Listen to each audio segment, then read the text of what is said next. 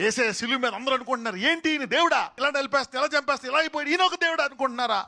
కానీ ఆయనకు తెలుసు the purpose of the attack. ఇప్పుడు ఆయన అన్ని నామముల కంటే, సైతాన్ని కంటే, పేరు కంటే, అధికారాన్ని కంటే, అన్నిటికంటే ఎంతో హెచ్చరితానికి వెళ్ళిపోతున్నాడంట. So an attack is a sign that you are going to the top. ఒక దాడి దేనికి చిహ్నం అంటే, నీవు ఎవరికి అందనంత ఎత్తైన స్థాయికి వెళ్ళిపోతున్నావు. Can you imagine this feelings?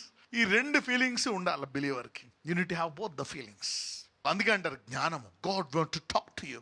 దేవుడు నీతో ప్రతి శ్రమలో మాట్లాడడానికి సిద్ధంగా ఉన్నాడు అనమాట. ఈ రోజు పక్కన చెప్పడం, నీ మిక్కిలి కష్టానికి మిక్కిలి గొప్ప ఆశీర్వాదాన్ని చేర్చు అనండి. నీతిమంతుడు ఎలా జీవిస్తాడంట?